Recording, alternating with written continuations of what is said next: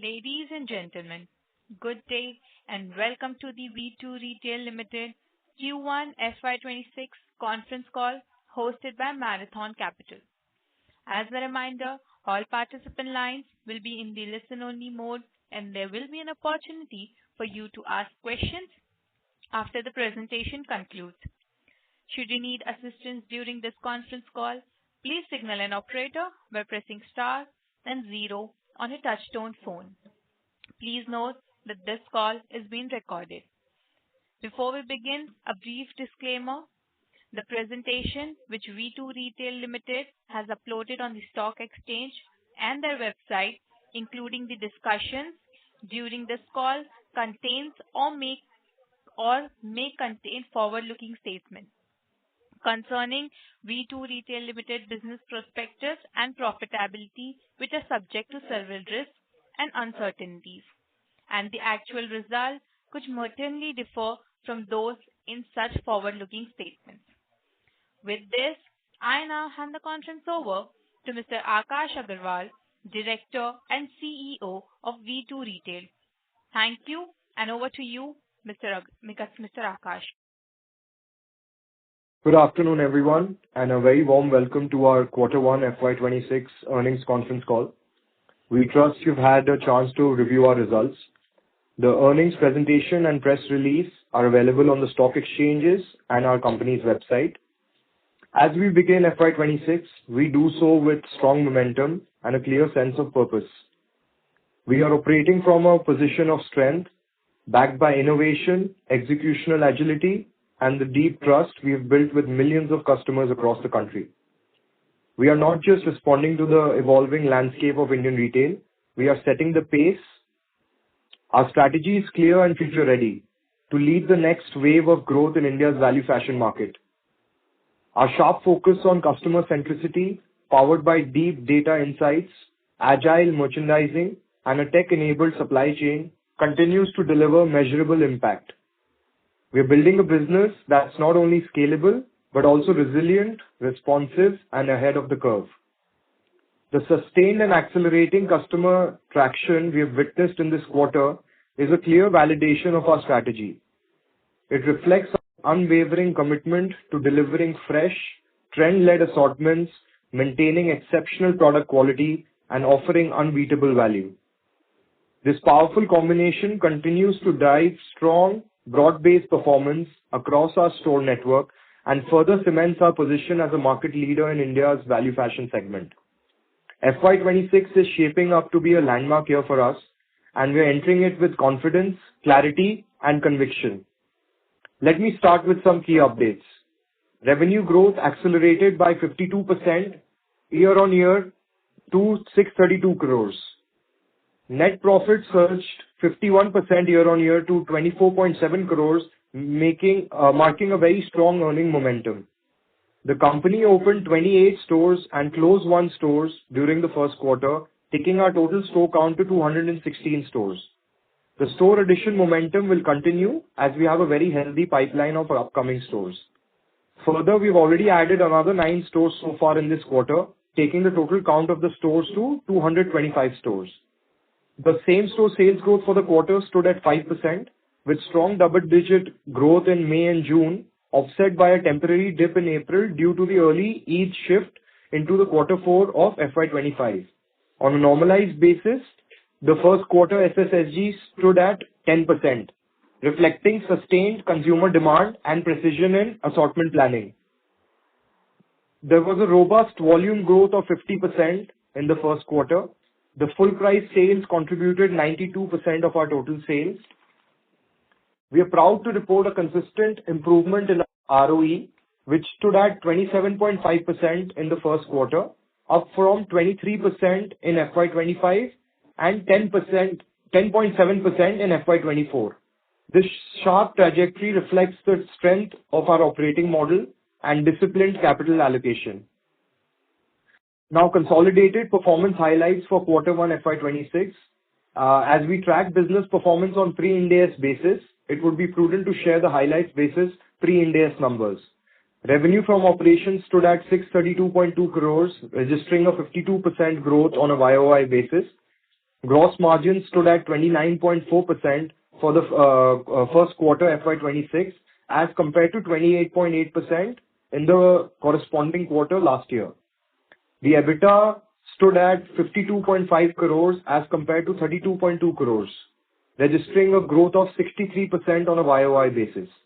EBITDA margin improved from 7.8% to 8.3%.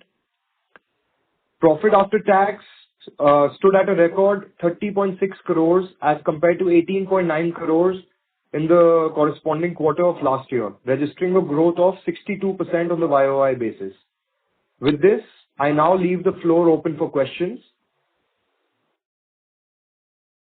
Thank you very much. We will now begin the question and answer session. Anyone who wishes to ask a question may press star and one on the touchtone telephone. If you wish to remove yourself from the question queue, you may press star and two. Participants are requested to use handsets while asking a question. Ladies and gentlemen, we'll wait for a moment while the question queue assembles. The first question comes from the line of Vishal Dudwala from Tinitra Asset Managers. Please go ahead.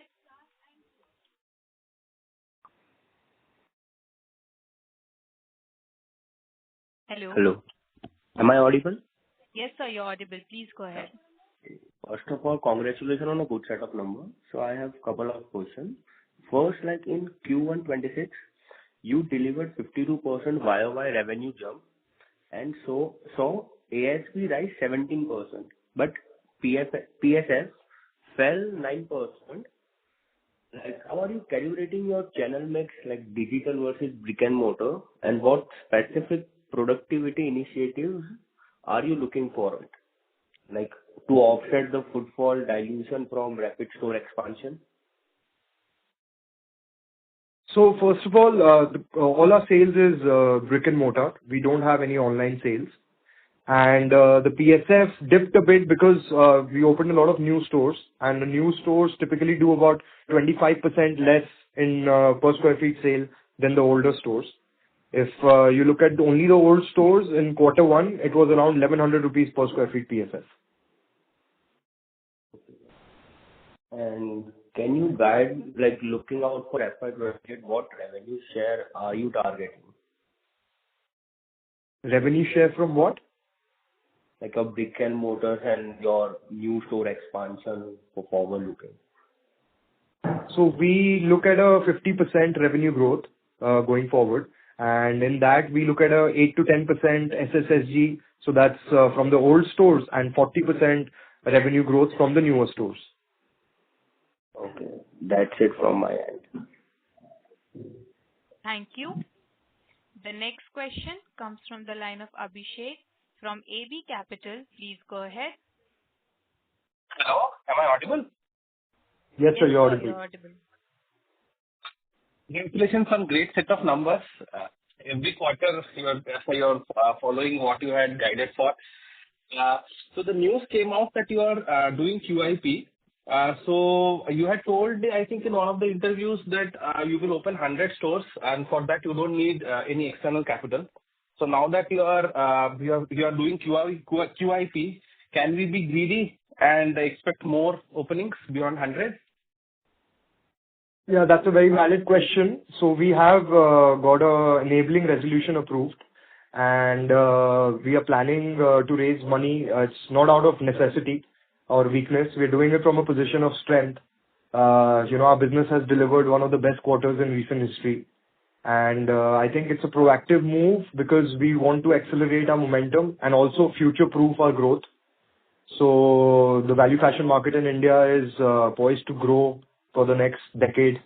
And we believe next 3 to 5 years are critical to capture disproportionate market share. So it will help us be debt-free. It will help us invest more in making our model stronger. And yes, it will help us accelerate our future growth trajectory also. Okay. And you had told that this year you will be mostly PAT positive in all quarters. Do you think you still hold that view? Yes, I think we should be PAT positive in all the quarters. Okay. And just wanted to know, how is the competitive intensity on the ground? As in, are you finding it difficult to find newer geographies to open fresh stores? So see, competition has become the new reality.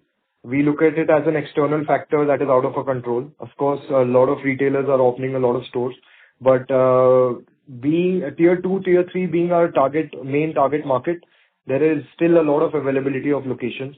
In fact, in 25 states of the country, we have a store coming up in the next 6 months. So there's work going on in 25 states of the country. So till now we are not facing, so we still have more options in terms of real estate than we can open. Okay.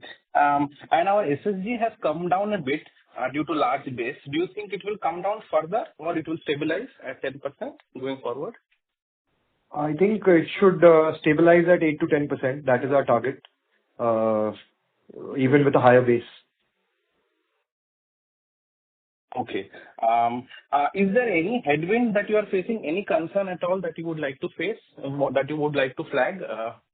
Any issue, anything? No, in fact, even July, we are doing better than our expectations. So the momentum is going good, and we are continuing to see amazing response in our older stores as well as the newer stores. We are still, passing all the metrics that we had targeted. So hopefully this momentum continues and everything looks positive. Okay. And what is our per store opening cost? Like, basically, I wanted to know that if we raise the QIP 400 crores, how many stores can potentially be opened with that money? So first of all, the whole proceed will not be for newer stores. A lot of it will be to get better terms from vendors. A lot of it will be to repay debt, and a lot of it will be to improve the back-end capabilities in terms of automation, supply chain, technology. So per store opening cost, including capex and inventory, is about 2.5 crores. So we need at least 250 crores every year just to open 100 stores. Okay. Okay. Yeah, that's it from my end. Thank you. Thank you. The next question comes from the line of Tejas Shah from Avendus Spark. Please go ahead. Hi, Akash. Thanks for the opportunity and congrats on a very good set of numbers. Akash, just wanted to start with you speak very passionately about customer centricity, and that seems to be working for us. As we expand rapidly, how are you ensuring that value proposition doesn't get diluted? And if you can elaborate a bit more on what we are doing to kind of be very sharp on this particular aspect of the business that you keep pressing about. Sure. So I think our biggest strength is leveraging data. So we collect data from the customers and the sales at 40 to 45 different attributes of each and every article. And all the space allocation in terms of category, in terms of color, in terms of fit, in terms of print type, it is done based on that data. Because if the customer behavior is telling us that a loose fit t-shirt is selling or giving us a 20% higher gross profit per square feet than a regular fit t-shirt, then we increase the number of options in the loose fit t-shirt. Similarly, if a color is giving us a better gross profit per square feet, then we increase. And the mobile number is a unique customer ID of each and every customer. So we do a lot of automation in terms of SMS, WhatsApp, in order to get that customer back to the stores. But I think the main strength is leveraging data, capturing data at so many different data points, and using that to improve the offering. And that is why you can see, our full price sale is 92%. And even with lesser marketing spends, we're still getting more footfalls and doing a very healthy SSSG. Interesting. And you spoke about a store expansion that will be entering new states. So what percentage of your expansion will be in existing markets and which will be completely virgin states where will you be entering? So about 70-75% will be in existing states. and about 20-25% would be in the newer geographies. But I think in 2 to 3 years, there will not be a single state which will be a new geography for us. We want to be a national level retailer. That is our aim, that is our target. And I think in the next 3 years, we will be present nationwide. So every market, every geography will become an old geography for us. And just wanted to understand, as it happens in, let's say, grocery retail, when they enter a new territory or new state, it is initially margin dilutive because of the whole logistic intensity which comes there. How does it play out in your business? Are the completely one-store states are usually margin dilutive initially? No, so our logistic cost is just 1.1% of the total business. So it is not significant enough. Even if we open a new geography, the delta or additional, I think, logistic cost would never exceed 0.1 or 0.2%. So that is never the determining factor of whether entering a new geography or not. It all depends on per square feet sale. It all depends on what kind of, the offering that you give to the customer, collecting a lot of data in terms of what categories are doing well in that particular state or geography, what attributes of an article are doing better in those geographies, and then implementing all the learnings that we got from the data when we open further stores in the similar geography. Sure. And the last one, if I may, for last almost 12 quarters, we have been kind of seems to be immune to the macro environment. We are growing irrespective of the commentaries that we hear from larger consumer players also. Now, as we grow to a size where macros will matter, how's your read of consumer sentiment on ground for this year or immediate future? So when you hear stories, you definitely hear a demand pressure throughout rural, tier 2, tier 3. But like I said, even in July, we have seen good traction. It was in fact better than expected. So I think when the macroeconomic factors and the macros also start supporting us, then we can even post better numbers.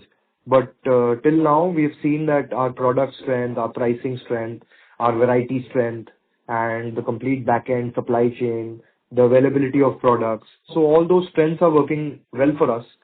And I think macros matter less when there's such a big shift happening from unorganized to organized. So even when the total consumption doesn't go up, this shift contributes to a good, CAGR growth for just the organized part of the sector. Got it. That's all from my side, and all the best for coming quarters. Thank you. The next question comes from the line of Neeraj from White Pine Investment Management. Please go ahead.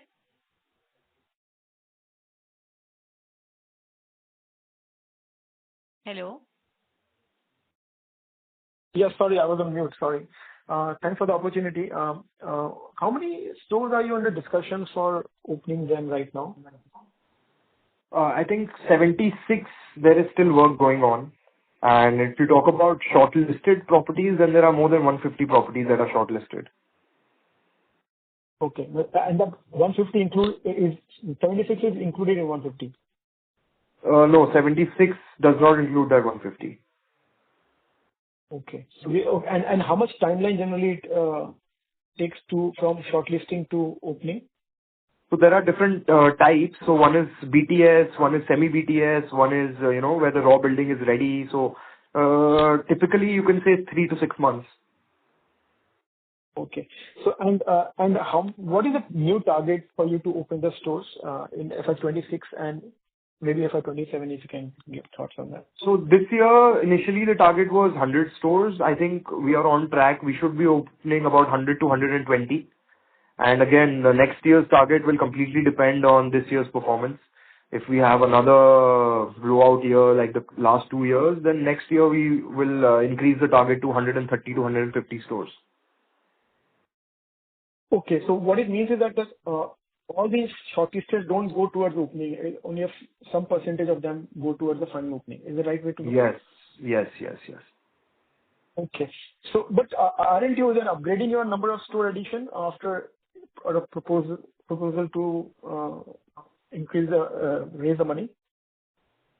Yeah, so it will be dependent on whether we go ahead with the QIP, and if that happens, then like I said, we will increase the store opening target this year by 20 to 25 stores and next year by 30 to 40 stores. Okay, that's actually comfortable. But okay, the other thing is on the you're going all over a lot of new states. So are you going to put up new warehouses or only the existing ones? So we just finalized a new zonal warehouse in the east, and then we'll have two zonal warehouses now, one in Gurgaon, one in the east. And we have already started the hub and spoke model that we spoke about last quarter. So we already have 8 hubs operational now. So that takes the load of the warehouse away. And now whatever state we enter, the hubs can easily fulfill the particular state. And how much any cost will increase because of the new east warehouse in the east? Yeah, so there will be an investment, total investment of I think 25 to 30 crores in that new warehouse. Okay. But that would lead to a meaningful increase of aggression in the east side, or is that the right way to think? So all the sourcing done from the east, or the cities that are closer to the east warehouse will go to the Calcutta zonal warehouse, and all the goods sourced from Ludhiana, Delhi will come to the north warehouse. And then each warehouse will send their goods to the respective hubs that will deliver to the stores. So we've already started replenishing once in 2 days, and a lot of stores daily, which used to be earlier once a week, or for the fast moving stores it used to be twice a week. Okay, that's interesting. And last question on the revenues per square feet for new stores. Can you share some differences of the stores that you have opened in the same state that you are present in a reasonable way versus the stores that you have opened in the new states? Any difference in revenues per square feet that you are witnessing? We did take out this data, but we did not see any significant difference. In fact, a lot of newer states that we entered, the average per square feet sale for newer stores were better than the new stores that we opened in the existing geographies. So it is dependent on a lot of other factors, that is competition intensity and the kind of population density. So it is not completely dependent on a new geography versus old geography. So what we have seen is average per square feet sale of newer stores is constant across geographies. And those numbers are still tracking that within definitely 2 years period, the revenues per square feet per store goes to the current average. You are still seeing that happening. Yes. So our benchmark is 30% lower than old stores, and currently our newer stores are doing somewhere around 26% lower than older stores. So it's well within a healthy benchmark. And from the first month itself, the newer stores are doing about 800 rupees per square feet of sale. Okay, great. That's wonderful. Thank you very much, and best of luck. Thank you. Thank you. The next question comes from the line of Ali Asghar Shakir from Motilal Oswal Mutual Fund. Please go ahead. Yeah, hi Akash. Thanks a lot for the opportunity and congratulations on quite an excellent performance. Akash, few queries I had. First is on the gross margin. So I'm seeing both on standalone and console, gross margins have seen very decent improvement. In fact, standalone is higher. So if you can just explain, is it a factor of mix, or because one of the biggest factor that we had was we were far more competitive in the market.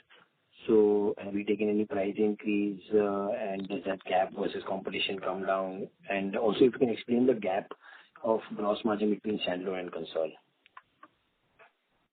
Yeah, so there are 3-4 things that happened here. So one is definitely a product mix. Second, we reduced the overall marketing spend. So a lot of marketing gifts that we give to the customer as a part of Bill Buster is part of our gross margins. So that had reduced, I think, 20-30 basis points. And also, we made a cost committee about 6 to 7 months back. And because of consolidating fabric purchases and fabric sources and, doing open costing with the vendors, we were able to save about 1% of a gross margin there. And the difference between standalone and consolidated is because now we have shut down our manufacturing units. So earlier, manufactured goods, a lot of part of the cost of the product used to go in manpower cost, and only the raw material part of that goods were part of the COGS. So that is why there's a difference in the gross margin. But going forward, I think the gross margin that is there in the standalone will be prevalent and more relevant to our business. So sorry, I didn't get this point. So you're saying manufacturing was sitting in the subsidiary basically, and because Yes. of that the margins are relatively lower there because some of the component is not like to like because the cost is coming in your gross margin. The margins are higher there because the COGS only has the raw material part of the cost of making the product. The actual salary of the tailors and everything goes in the employee cost. Got it. Which will be the same now going forward because you've shut it down. Yes, yes. And what is the reason of shutting down? Because I thought that was one of our mode because of which we were able to get lower cost, products. Yeah, so the whole aim of opening the manufacturing units was to get transparent costs of making each and every category. It was not, it didn't make business sense to be opening manufacturing units for every 30 stores that we added. So it was only to get transparent costs so that we could negotiate the right prices and the right SAM minutes for making each and every product with our vendors. And we've been able to achieve that. And in fact, we've given the factory to a vendor itself who's supplying it to us now. So instead of investing our own money and, parking our working capital there, now we can achieve the same costs by getting it from contract manufacturers. Got it. So there is no price increase related improvement in gross margin? No. Okay. So in terms of the competition, we are still equally competitive and sharper pricing, right? Definitely. Got it.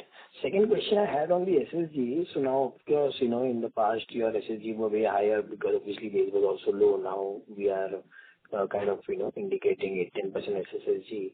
So just want to understand from a industry point of view and how it should play out for us, because generally this industry is seen to be a bit cyclical.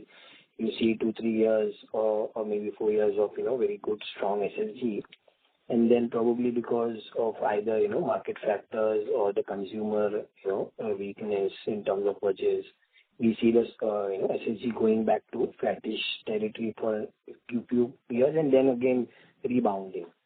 So, in the context of how the macro plays out, do you see any impact of SSG also for us? Or else if you can just give a little bit insight from where this 8-10% SSG is likely to come. Is it going to come from increased wallet share, more footfalls? How are you guys thinking about this SSG? Yeah, first of all, I think our segment is the least cyclical business. I think what we are selling can be categorized as non-discretionary, looking at the average selling price and the price segment that we operate in. So I think the cyclical or the numbers that you're talking about, it relies more on one's own execution level or if somebody makes a mistake. But I think if you're doing the basics well and you're focusing on the strengths and you keep offering what the consumer is asking you at the right price, then I think we should be able to get a 10% double-digit SSG going forward. And out of which I think the ASP increase would be inflationary, so should be about 3, 4, 5%. And the rest of that should come from volume growth. That can also be from a mix of additional footfalls as well as a rise in average bill value. Got it. Understood. And just last point on the store ads. So, you told me that just now you indicated that your new stores are around 25% lower when they are opened in the first quarter. But if you think from a year's point of view, are they breaking even in the year that they are opened? How much time do they take to break even? And for whatever indication we have in terms of our growth, how much will be the drag from the new store, or will they be, from a EBITDA or PAT point of view, accretive in the first year itself? So, like I mentioned, newer stores start from about 800, as old stores are doing 1100, and our break-even point is at 500 rupees per square feet sale. So newer stores are breaking even from the first day, from the first month of operations itself.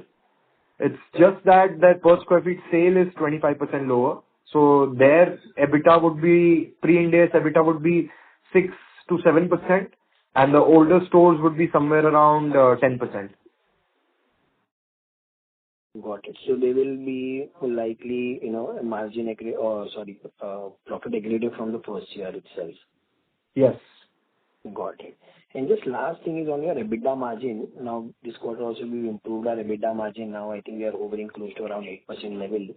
So you think you will maintain this and pass on the benefits to the customer in terms of, better pricing, or you think with your operating leverage, this margin can improve from here?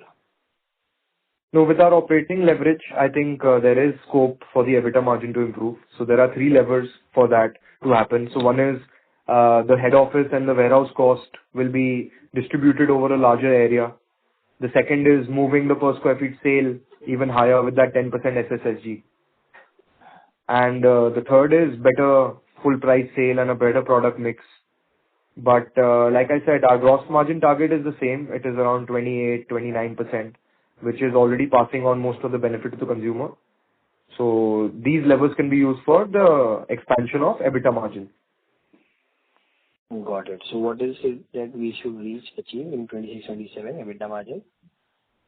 So the target is 10%, but anything over 8 is good, because even an 8% EBITDA margin gets us a 24-25% ROE. But of course, the target is to reach 10% in the next 2 years. So FY 27. Yes. Understood. Okay, very clear. Thank you so much, and wish you all the best. Fantastic numbers. Thank you. Thank you. The next question comes from the line of Palash Kavle from Nuvama Wealth. Please go ahead.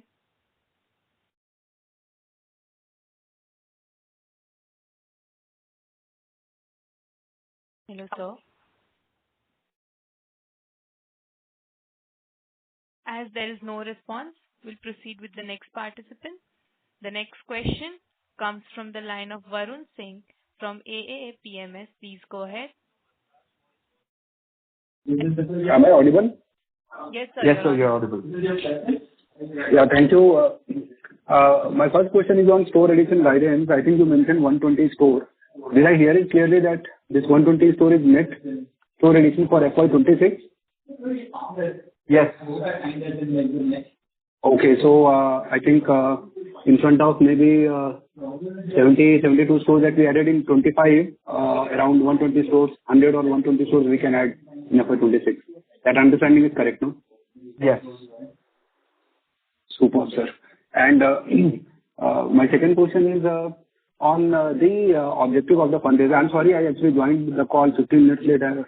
I'm not sure if you have already answered, but just wanted to get the clarity and understanding on the 400 crore fundraise that we wish to do. So what's the objective of the usage of the fund? Yeah, so it's about accelerating our momentum, like increasing the store opening targets by 20-30 stores every year. It is future-proofing our growth. It is being debt-free, so paying off all the debt.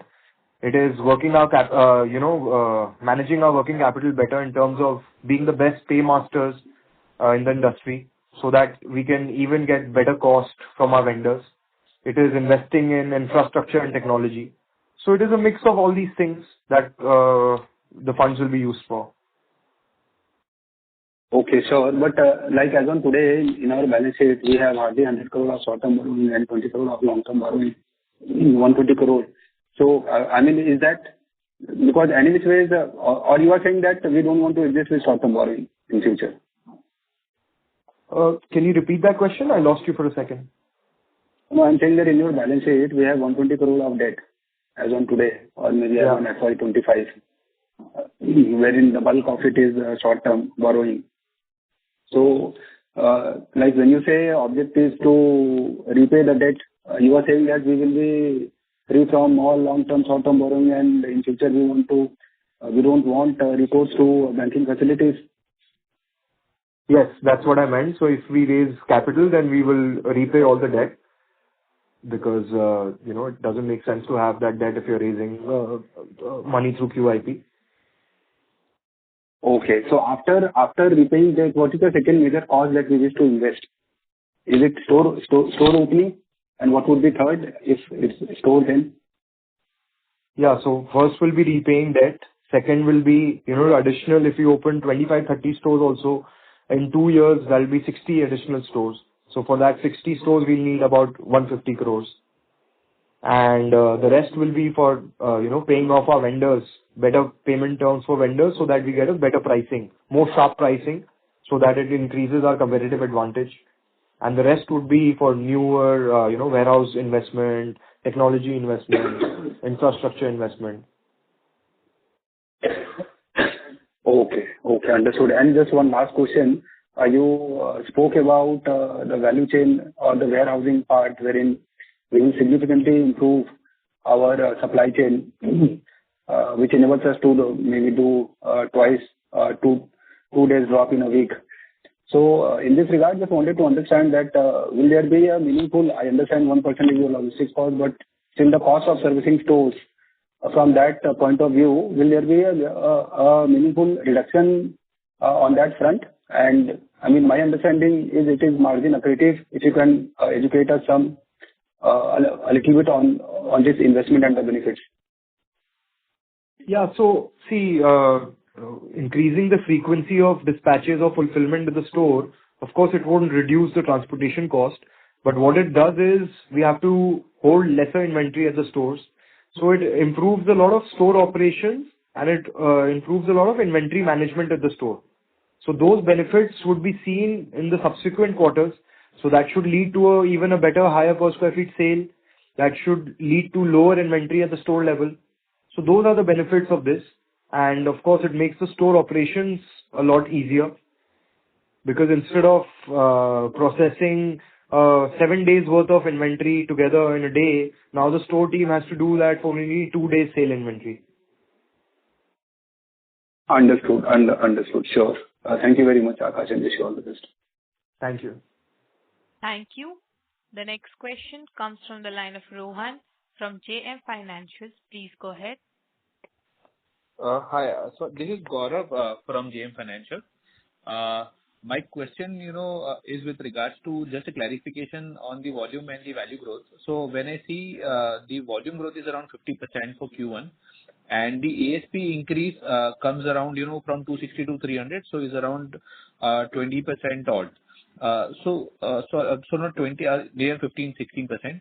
So where is the disconnect? Because the top line growth is around 52%.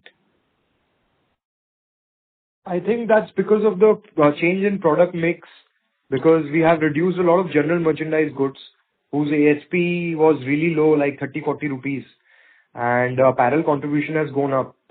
So that is why we're seeing such a sharp increase in the ASP. Okay. That's helpful.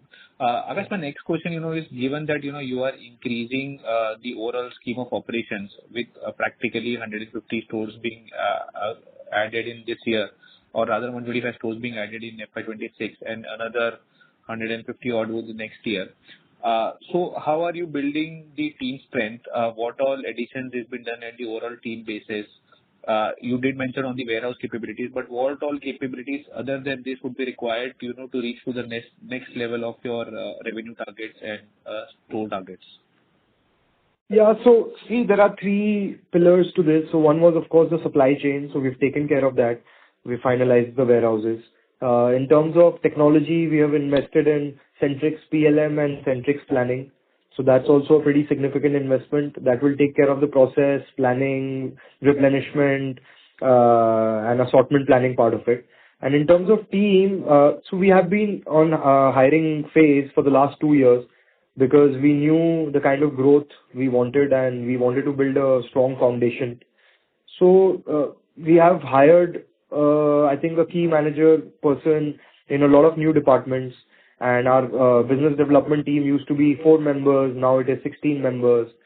So similarly, that kind of expansion has happened in each and every team because, again, like if we want to grow at 50% for the next few years, then all the manpower and all the bandwidth is welcome. So we started focusing on hiring 2 years back, and it is still a focus, and we are still hiring. And but I think we already have a very good bandwidth, and we showed that by opening 72 stores last year, and we are well on track to open 120, 130 stores this year. So management bandwidth is not a problem because we started focusing on it 2 years back. Sure.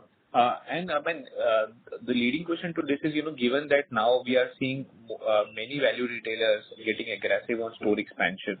So, if we just calculate the total store openings by you, some Zudio, Style Union, etc., it comes to around, practically 1,000 odd stores being added during the year. Now, given this, are you seeing inflation in the rentals for the new properties, or inflation or any shortage in the manpower that you are looking to hire, because the talent crunch again would be limited in that extent? So any cost inflations that you are witnessing here, and how are you managing this? So average rental currently for us is about 53 rupees. And if you look at the average rental of the new stores that we have finalized, I think it's around 41, 42 rupees. So in fact, it is less than the average rentals we are paying today, because we've moved away from the idea that, in order to enter a market, you need to finalize a store right in the center of the market. Because we give importance to other factors like floor plate, parking, that enhances the customer experience. And we've seen that the customer, if you have the right product and the right brand recall, and then you can attract the customer 500 to 1 kilometer, 2 kilometers away from the market also. So that is really helping us find good locations with big floor plates, big frontage, and at a much more competitive price than if you were looking for a location right in the center of a market. Sure. And any inflation in the manpower cost that you are seeing, given that now there is also diversion of the manpower to the quick commerce guys also, and the lower level employees, are you facing any challenges to hire there? So the lower level employees at the stores, they're mostly at minimum wage. So attrition was always high there. That is why last 5 years we've moved away from being manpower centric to being a lot of, process focused, where anyone even in 2 days can get the training and start giving output. So all our store operations does not rely on manpower. They are completely automated. They are completely process driven. So we are not facing a lot of challenges there. Got it. Thank you for answering my questions, Akash. All the best. Thank you. Thank you. Before we proceed with the next question, a request to all the participants, please limit your questions to 2 questions per participant. Thank you. The next question comes from the line of Palesh Kawal from Nuvama Wealth. Please go ahead. Yeah, thank you for the opportunity. Hope I'm audible this time. So congratulations on the good set of numbers, Akash. My first question is again on the finalizing the location. So what kind of metrics do you look at apart from the parking that you mentioned? Is it also like you look for the shape and size of the floor plan that you're getting? Like, is it also important for you? Yes, definitely. The floor plan is also important. So we have about 70 different factors we look at. The distance from railway station, distance from the nearest bus station, the average benchmark sale of the competitors, the width of the access road. So we have made a model which helps us give a probability out as to how that store would do. But we have seen from our experience that no matter how many variables you add, the model hasn't been that accurate. So we take into contingency that, if we open 100 stores, we might have to shut down 4 or 5 stores. But yes, the floor plan is also taken into account when we open a store in terms of efficiency of display and the customer movement. Okay. That's really helpful. And my next question is, like in Q1, it was supposed to be a seasonally slightly weaker quarter because of shift in Eid festive. Eid. Despite of that, you've grown by 50%. So is it safe to assume that for the whole year, like you'll be easily doing better than what you are guiding right now? We always believe in, under promising and over delivering. So I wouldn't want to get expectations too high, but yes, definitely, like I said, even in July, that trend is continuing. So internal targets are definitely better, but we guide for 50% revenue growth and a little bit of expansion in EBITDA, so which is anyways phenomenal in itself. So if we do anything better, it'll be over delivering. Okay. Okay. Yeah, that's it from my side. And all the best for the upcoming quarters. Thank you. Thank you. Thank you. The next question comes from the line of Kushal Goenka from Mangal Keshav Financials LLP. Please go ahead. Hi. Thank you for the opportunity. I'm Ansh here on behalf of Kushal from Mangal Keshav. My first question is a follow-up on one of the participant questions on the QIP.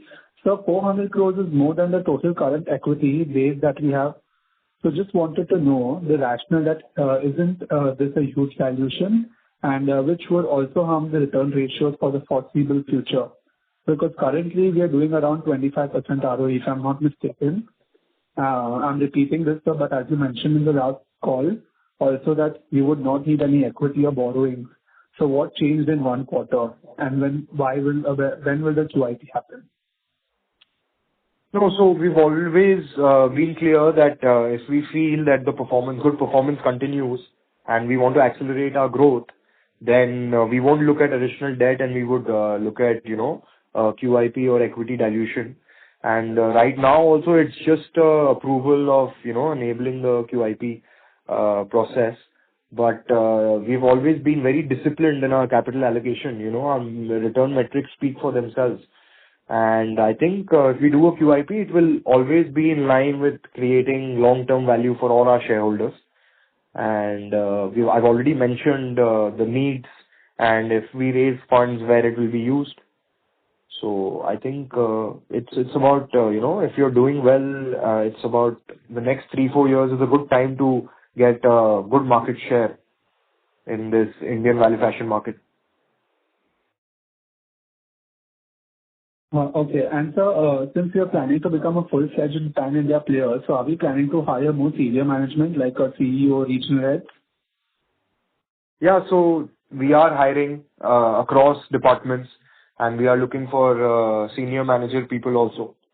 And we have hired, in fact, 3 key managerial personnel in just last 3 months.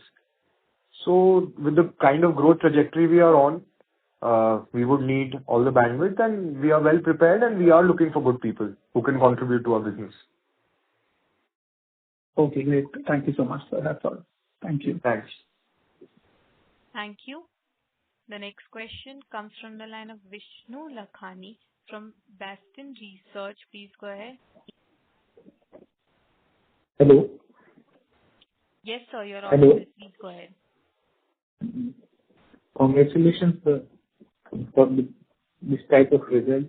I have a question regarding brick and mortar, which currently we are using. Are you planning to get into online, or we are just going continue in the brick and mortar? Hello? Yes, we are exploring the omni-channel business, but I had mentioned this earlier that we are still struggling with a good technology partner, and it's not of a very urgent priority for us. Even when that omni-channel business gets mature, it would not contribute to more than 4-5% of sales. Looking at Operator request has been initiated. If you'd like to cancel this request, please press *0 again. Second is regarding raising capital. So earlier you mentioned that we are not going to raise capital, and we just raised. Is there any possibility in near future that we will raise capital again? So there's a lot of disturbance from your line. Your voice is not clear at all.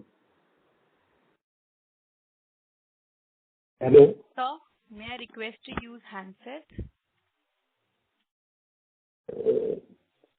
Okay, sir. No.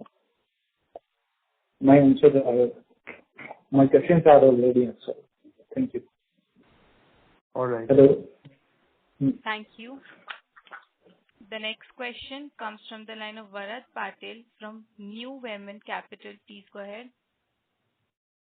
Yeah, thanks for the opportunity. So, what will be our total CapEx for FY26? And also, can you break it down into the CapEx for new stores, the warehouses, warehouse additions that you are doing, and if there's anything on top of it? So we plan to open 120 stores this year. So that is around 300 crores of capex plus inventory required for those stores. And if you include technology, warehouse, that would be additional, I think, 40 crores of capex. Okay, so 340 CR. And earlier you used to guide for 2 CR CapEx per store, including... It was always 2.3 to 2.4. So capex is... in costs? No. Capex was 1.1 and inventory was about 1.3 paid inventory. So it was always 2.3 to 2.4 and it is still at the same level. Okay. So 2.5 here is a higher end of the range that you present. Sorry, sir, you're not audible. Yeah, no. So you mentioned 2.5 CR. Yes. Yes. So you mentioned 2.5 CR per store. So that is the higher end capex per store that you're expecting. It's not an average blended basis. No, so it was always 2.4, so I'm just rounding it up because, if every quarter we're opening 30 stores, there'll always be additional inventory in the system for those upcoming stores.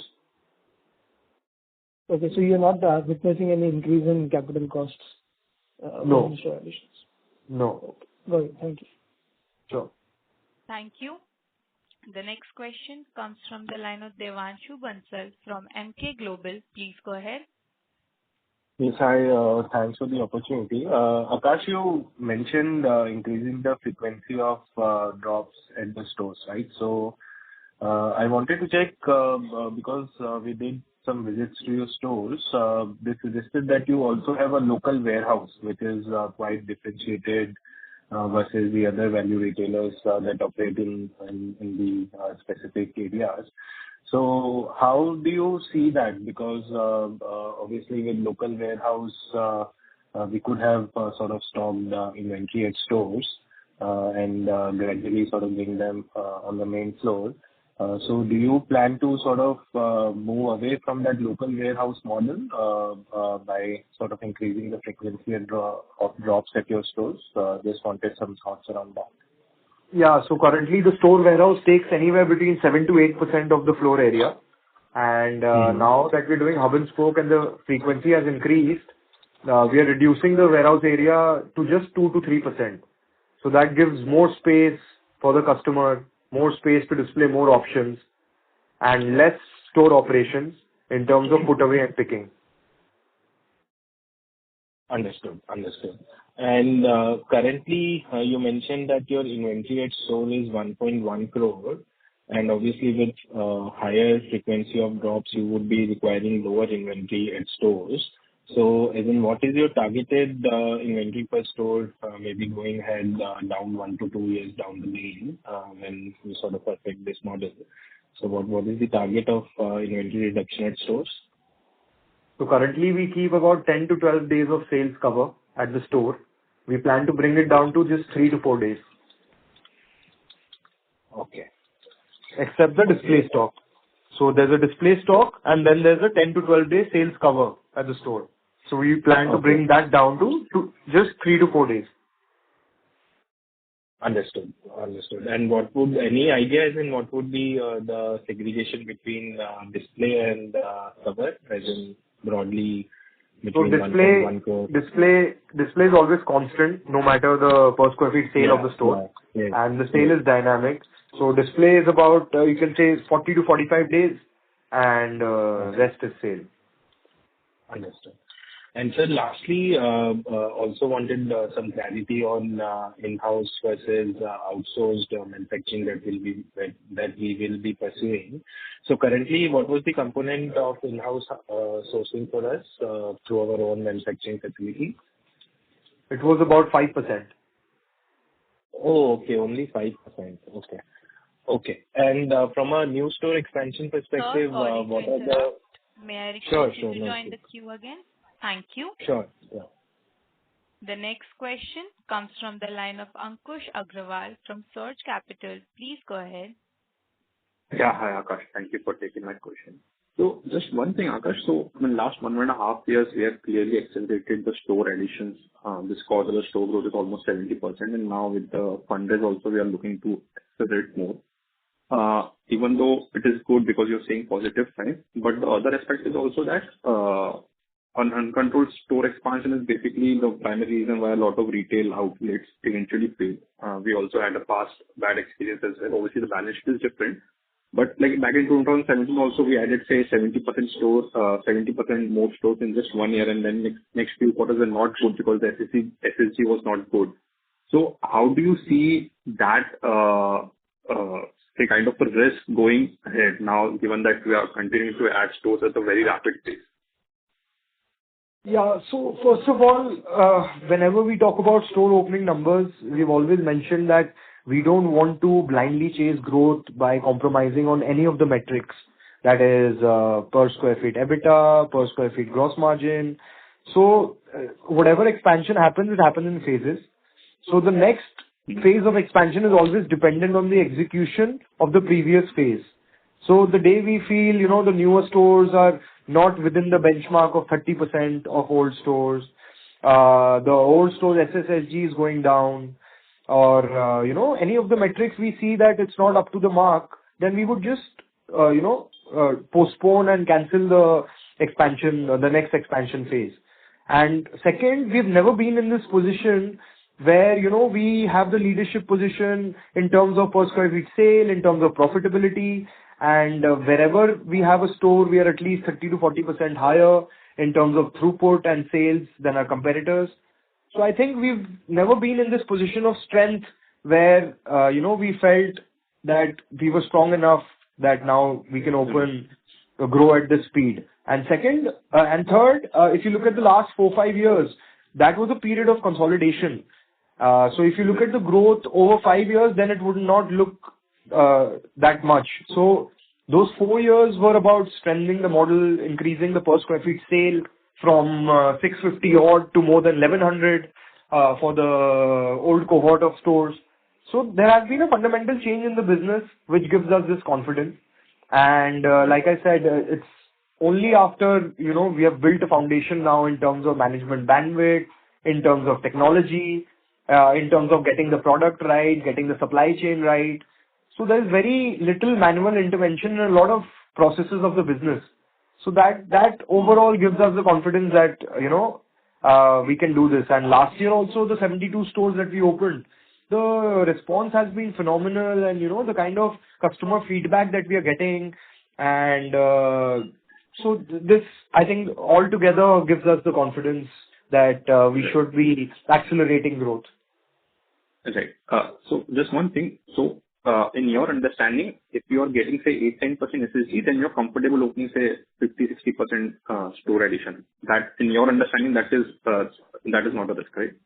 So there are two things here. So SSSG is one, and second is what percentage, what per square feet sale are the newer stores doing?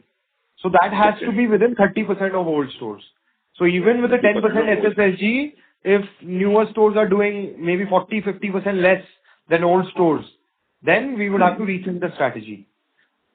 Okay. So 8-10% SSG and 30% lower square throughput is the right benchmark to look at. Yes. Got it. That was very helpful. Thank you. Thank you. Thank you. The next question comes from the line of Rohan Advan from Prat Capital. Please go ahead. Yeah, thanks for the opportunity and congrats on a good set of numbers.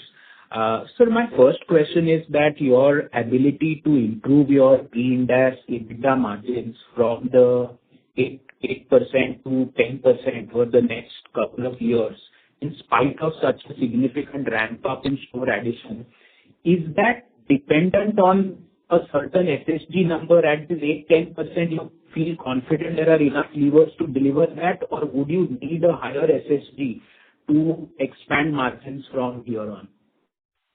So yes, it's a very valid question. So the aim of 10% EBITDA, for that, we would definitely need a higher SSSG. I think the SSSG we need for that would be around 13 to 15%. But that is why I also said, anything above 8 is good. That is our aspiration. That is where we want to get to. So there should be higher SSSG and of course better product mix, better full price sale, and of course cost leverage also. So all those three things need to happen for the EBITDA to expand 200 basis point in the next 2 years. Okay. And at that 8 to 10%, 8% margin is defendable. No, if it is 8 to 10%, then we might go till 9. We might not reach 10. Yeah. Okay. Yeah. And just lastly, on the pre-Ind AS versus post-Ind AS accounting, one of your peers has, I think, restructured their leases to bridge the gap between the two. Do you plan to do something like that, or you are not really thinking about it? No, so like we track business performance on just pre-Ind AS basis. So I think it would be redundant to, focus on the post-Ind AS, because I think for a business like ours, it's an irrelevant number. So we focus always on pre-Ind AS numbers, and we always give guidance on pre-Ind AS numbers. So we don't need to do that. Okay. Understood, and all the best. Thank you. Thank you. The next question comes from the line of Jatin Deshpande from Decode Advisors. Please go ahead. Hi, hello. Can you hear me? Yes, sir. Yeah. So firstly, I wanted to ask on the SSG. So can you share the SSG number for the stores that are greater than 2 years old? If you have any idea about that. So I don't have it offhand, but what we have traditionally and historically seen is the newer cohort stores are growing at a higher rate than the old mature stores. Right. So yeah, that is the reason I'm asking is as you say, this 8 to 10% SSG is sustainable. So can I assume that it is going to be the same for the next 3 to 4 years? Yes, that we would like it to be the same for the next 3 to 4 years. But again, it all depends on the execution. But if your business model is good, if your product offering is good, there is enough customers in the market and there is enough customers entering your total addressable market every year for a good brand to be doing a double-digit SSSG. Got it. And my last question is on the store ramp-up that you have planned. So I have to assume that your stores do much better in our core markets like UP, Bihar. So what are your how you plan adapting newer stores in the new markets like, let's say, Karnataka or Maharashtra? Like how you plan the merchandise and the trends there? So I already mentioned this also, that the newer stores that we opened in newer geographies, they are at the same level as the newer stores in the old geographies. But whenever we enter a new geography, we collect a lot of data from the store that we've opened, and all the subsequent stores that we open in the new geography or the new state, it already has the assortment and the space allocation by using the data from the older store. Got it. And any problem on the supply chain side? Like, do we have any concentration risk from the vendor side, or we have a diverse set of vendors there? So we have about 250 vendors, so it's pretty diverse, and we have more than 500 vendors who want to work with us. So that's not a challenge, and we are not over-reliant on any single or any group of vendors. Got it. Thank you. Yeah. All the best. Thank you. Thank you.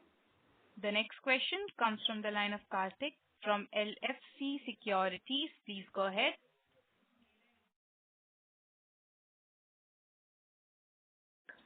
Hello, sir.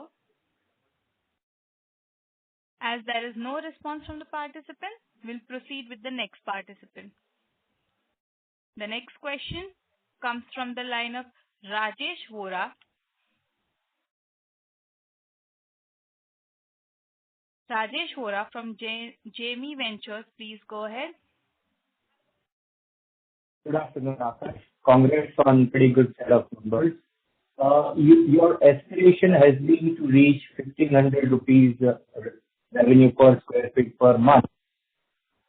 Is that possible in the next 3 years, given this aggressive ramp-up of new stores? Sorry, can you repeat that question? Your aspiration has been to reach 1,500 rupees of revenue per square feet per month for V2 Retail. Is that possible in the next 3 years, given aggressive ramp-up of new stores? I think that's being too optimistic. Even if we reach 1,200 rupees PSF at the national level, old and new stores combined in the next 3 years, that would be amazing trajectory for the business. Because even with the 1,200 rupees per square feet of sale, I think the ROE numbers are around 40%, so which is phenomenal.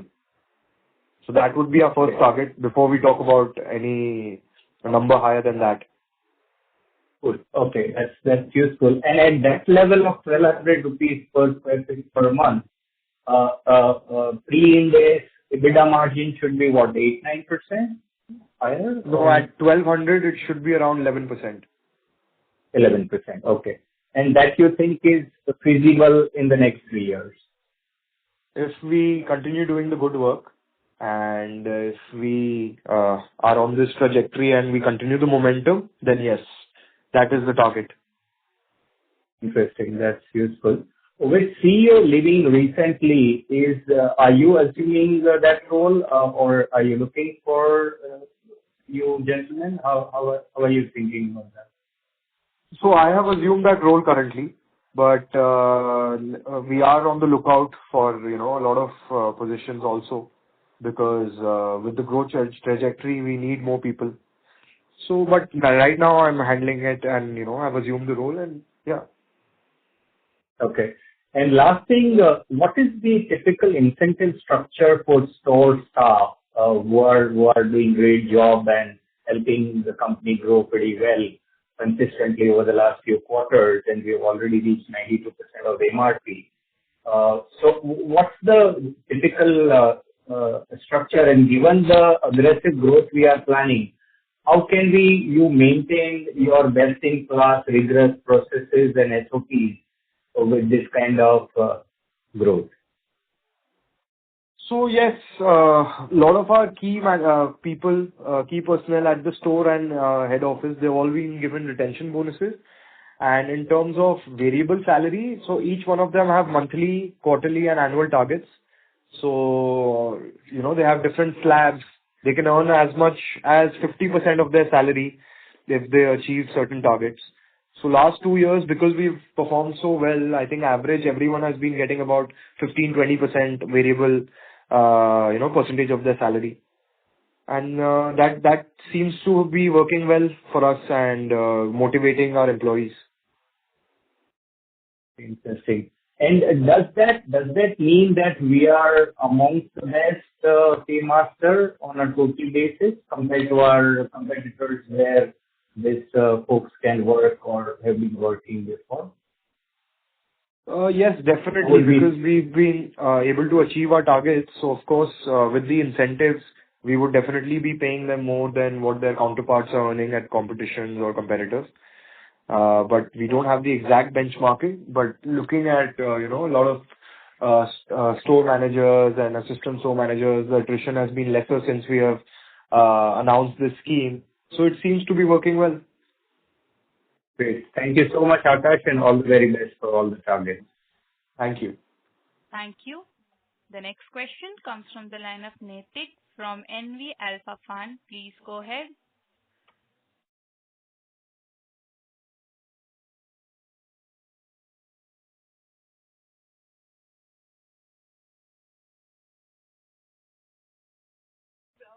Ladies and gentlemen, we have lost the queue. Give me a moment.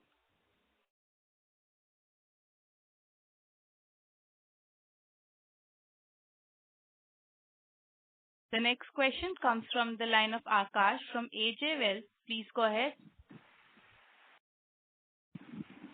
Hi, sir. Congratulations for great set of numbers. So, one question related to, for last 2-3 years, we have rapidly expanded, and this year again, we are planning to open 100+ stores. So, many consumer companies are reporting weak or muted demand. So, don't you see any risk in expanding at such a high pace in current environment? We are expanding not for the short term or, just to get profits of 1 year or 2 years. It's a long-term expansion for the next few decades. So, short-term macroeconomic factors can't affect decision-making in terms of growth trajectory of the business.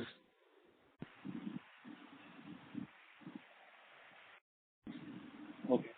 And last one, sir, our full price sales are at 92%, and compared to other retailers, this is quite high. So, how are we maintaining such high full price realization? Is it function of brand positioning or supply chain efficiency or store level execution? So it's a mix of better forecast, better merchandising, better supply chain. So I think it's a mix of all those things. The teams being efficient and offering the right kind of fabrics, colors, fits that the customer likes, and we don't have to put it at a discount. Okay. And just last one, sir, on your design team. Your in-house design and product development team, they play a very superior role. So what is your competitive edge there? It's very hard to explain that on a call unless you go and visit our store and see our products versus our competitors, because everybody on call can say their products are better or their assortment is better. So you need to actually see the product, see the pricing, see the quality to understand, why our per square feet sale is higher, why our footfalls are higher, why our conversions are higher, and why is profitability higher. Okay. Okay, sir. Thank you. Thank you.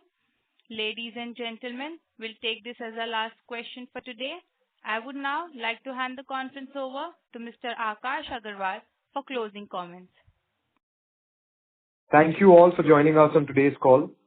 We hope we've been able to address your questions and provide clarity on our performance and outlook. Should you require any further information or have any additional queries, please feel free to reach out to Marathon Capital, our investor relations advisor. They'll be happy to assist you. We appreciate your continued interest and support. Thank you, and have a nice day. Thank you very much. On behalf of V2 Retail Limited, that concludes this conference. Thank you all for joining us, and you may now disconnect your lines.